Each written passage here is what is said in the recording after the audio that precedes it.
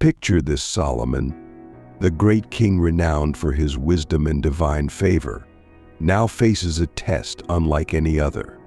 Before him stand not one, but 7 mysterious female spirits, each bound together in purpose and intent. This encounter is no ordinary meeting, unlike his recent clashes with the demon Asmodeus or the wind demon Tephraz. These entities arrive with a quiet power. They are not here to challenge Solomon openly, but their presence alone fills the air with tension. This meeting has a darker weight, one that even the wisest of kings cannot ignore. While Solomon has previously encountered spirits who attempt to charm or distract, this group is different. These 7 spirits are neither here to flirt, nor to deceive with sweet words. Instead, they come shrouded in mystery, carrying with them an aura of ancient power that even Solomon seems to respect.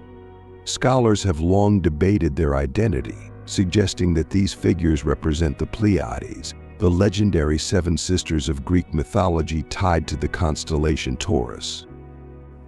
Known as the daughters of the Titan Atlas, they are believed to carry a celestial strength and authority that reaches beyond mere demonic influence. Even in the Bible, the Pleiades are revered god questions. Can you bind the chains of Pleiades? Hinting at the power and complexity of these stars, perhaps of the spirits they symbolize. In the Testament of Solomon, Solomon refrains from calling these spirits demons. Instead, they identify themselves as goddesses, a title that seems to resonate with their celestial origins.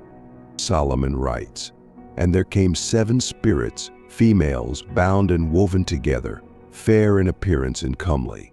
And I, Solomon, seeing them, questioned them and said, 'Who are you?' But they, with one accord, spoke with one voice, 'We are the 33 elements of the cosmic ruler of darkness.'" This cryptic statement hints at a power connected to cosmic forces far beyond mortal comprehension. The imagery of being woven together not only suggests their unity but also connects them deeply with celestial themes, strengthening the theory that these are indeed the 7 sisters Pleiades who form an open star cluster in Taurus, symbolically tied to God's challenge in the book of Job. Can you bind the chains of Pleiades? In both Jewish and Babylonian lore, evil spirits often appear in groups of 7, adding weight to the belief that these 7 female spirits are deeply significant. Another theory suggests that these spirits could represent the 7 other planets in the ancient view of the solar system, giving them a planetary alignment that aligns with their aura of cosmic influence. Each one of them, then, could embody a distinct and dangerous influence over humanity, bound in a force that even Solomon recognizes as formidable. As Solomon begins to question them, each spirit reveals her unique power, each one embodying something darker, something fundamentally tied to human nature's worst instincts. It becomes clear that these entities are not mere demons, but something more profound, perhaps embodiments of primal forces capable of shifting the course of human actions. They are representations of forces so powerful that even the mightiest king could be swayed by them if left unchecked. With each revelation, Solomon feels their hold growing, their silent promise of chaos and disorder lingering like an ominous storm on the horizon. He realizes that his wisdom, though vast, may not be enough to keep their influence at bay. In this episode, we'll dive deeper into these ancient connections, exploring how these entities may not only represent evil but also embody the challenges and temptations that continue to haunt humanity. Are they spirits of chaos, or do they hold a darker purpose meant to destabilize the world's order? And most importantly, can even a king as wise as Solomon keep their influence from creeping back into our realm? They then begin to introduce themselves one by one. The first is named Deception, the second is named Strife, the third is named Clothad, meaning battle, The fourth is named jealousy. The fifth is named power. The sixth is named error. And the seventh declares that she is the worst of all but does not reveal her name. She also states, "Our stars are in heaven, the 7 stars humble in sheen, and all together, and we are called, as it were, goddesses. We change our place all and together we live, sometimes in Lydia, sometimes in Olympus, sometimes in a great mountain." Here we learn that each one of these 7 sisters seems to represent something akin to the 7 deadly sins, though not quite. They represent something of man's worst attributes, including his ability to deceive, the strife he might cause or endure, his effect on the environment through his battles and wars, the pain his jealousy causes, the power that drives him mad, and the error that he commits when he sins. All in all, these sisters stand for all of our worst qualities, and evidently they are not the sort of beings that a righteous person would choose to associate with. Furthermore, we get a glimpse at their arrogance, that they declare that they have stars in heaven, or again, the same implication that other demons have made in that they believe they have a place in heaven or had originated there. They even refer to themselves as goddesses, thus putting themselves on the same level as God. If we've learned anything from Lucifer, of course, we know that these sorts of ambitions are not met with the kindest consequences. They also tell Solomon that they are quite mobile spirits in that they get around, sometimes to be found in Lydia and sometimes in Olympus. Once more, we see the authors of the text directly reference elements of Greek mythology, and it could be that these creatures are actually the descendants of the Titan Atlas, who were, would you believe it, called the Pleiades, which, as mentioned earlier, is what the cluster of stars in the Taurus constellation is named after. Interestingly, if we look at one of the tales from the mythology, the sisters actually kill themselves after learning the fate of their father, Atlas. But afterwards, Zeus takes pity on them and immortalizes them as stars. By this, it is no wonder they refer to themselves as goddesses, being the descendants of Atlas, of course. It is also no wonder why they refer to Olympus as being their home. Of course, their existence under this idea of them being goddesses of any nature is not compatible with Solomon's God, and so you might say that they're in for a rude awakening if they think they're going to get away with this sort of heresy. After all, we've seen Solomon's God dish out punishments for far less.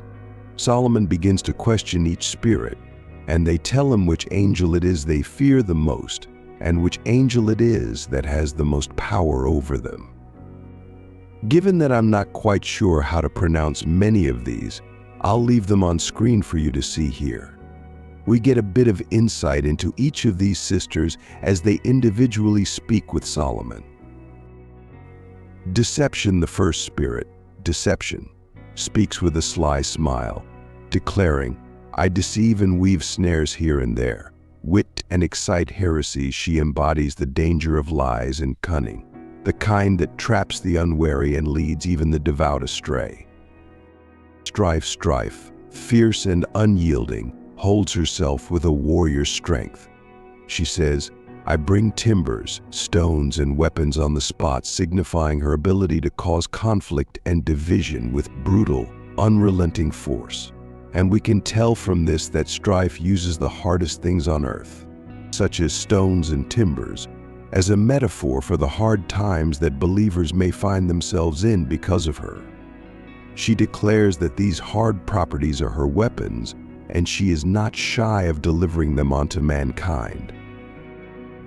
Clothed Battle speaks of scattering peace and harmony, saying, I cause the well-behaved to scatter and fall foul of each other. Her presence stirs discord among even the calmest, causing quarrels and strife that fracture communities and families.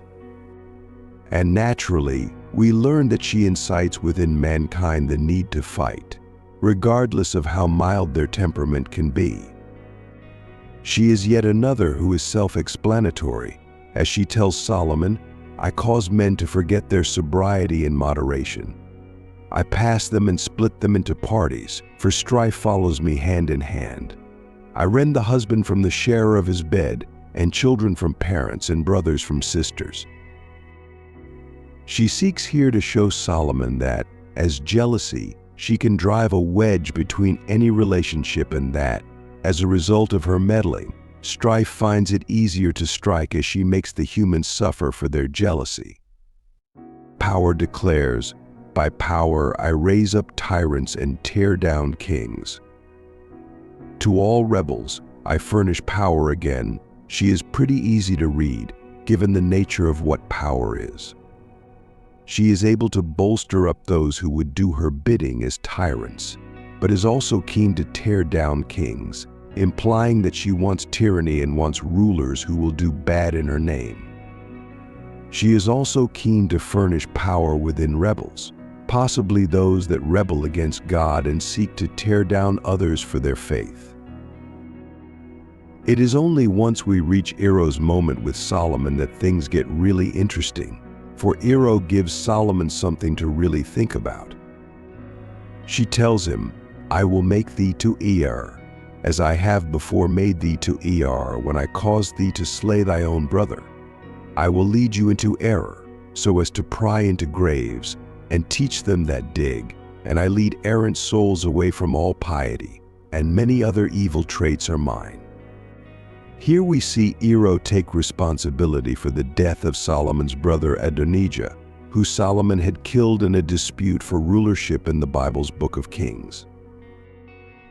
It certainly positions Ero in a position of power over Solomon, in that it is implied that she had already manipulated him once before, much as she manipulates every man to make grievous mistakes.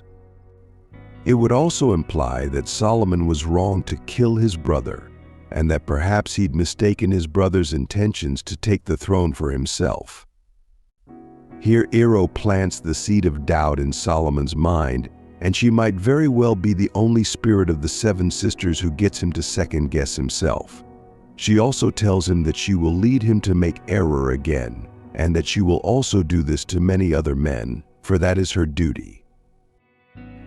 The 7th spirit, this elusive and unnamed one who declares herself as the worst, also has her turn and says, "I am the worst, and I make you worse off than you were, because I will impose the bonds of Artemis. But the locust will set me free. For by means thereof is fated that thou shalt achieve my desire.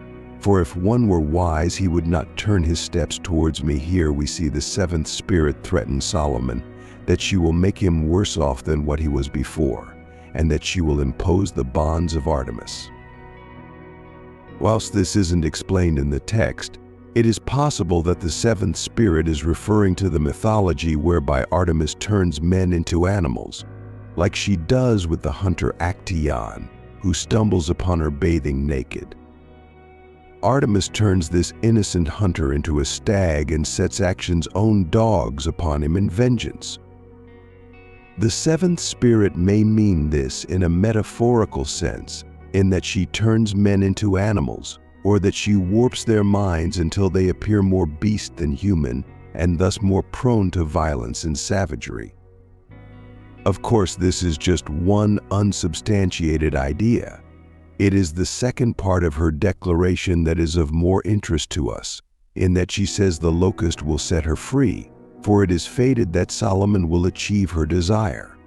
Without giving too much away, we do see Solomon sacrificing 5 locusts to foreign gods at the end of the Testament, as he turns against God in an effort to sleep with a pagan woman.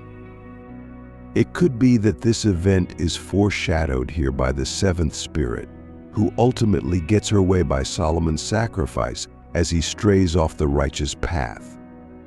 Because he uses locusts to do this, the locusts in effect are what bring about her victory. But of course, Solomon does not know this yet.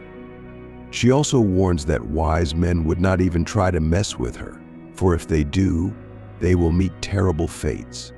Given the wisdom of Solomon, It just goes to show how formidable the seventh spirit is, for not even he is able to defeat her in the end.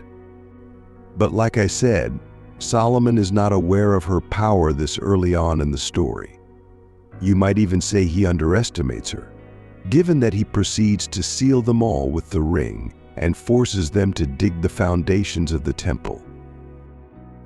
He tells us, "So I, Solomon, having heard and wondered, sealed them with my ring, and since they were so considerable, I bade them to dig the foundations of the temple of God.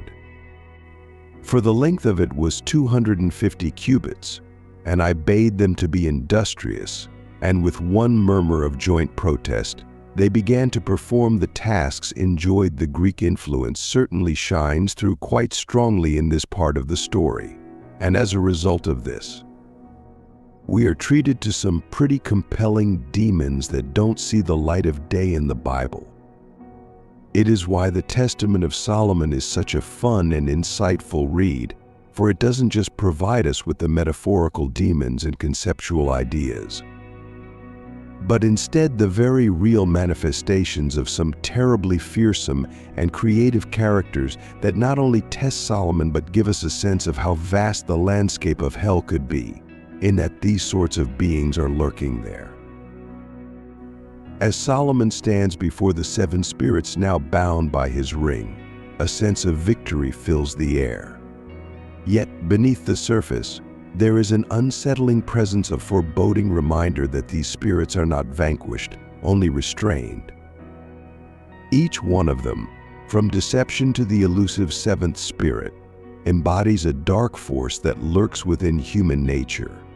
Solomon may have controlled them for now, but their whispers and veiled threats linger, hinting at future trials that may yet challenge even his wisdom. Through this encounter, we glimpse the complexity of Solomon's journey, not merely a battle against external forces, but a confrontation with the darkest elements that reside within mankind itself. The spirits, sealed away to build the temple, are a symbol of humanity's struggle to overcome its vices and serve a higher purpose. But can Solomon truly conquer these forces, or will he too eventually fall to their subtle allure?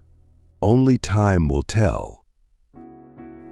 If you've enjoyed exploring this profound and mysterious story with us, don't forget to subscribe to our channel for more episodes that delve into ancient wisdom, spiritual battles, and hidden truths. Give this video a thumbs up if you found it intriguing, leave us a comment with your thoughts, and share with friends who might also be captivated by Solomon's journey. By subscribing and hitting the notification bell, you'll never miss the next installment as we continue to uncover the powerful and timeless lessons within the Testament of Solomon.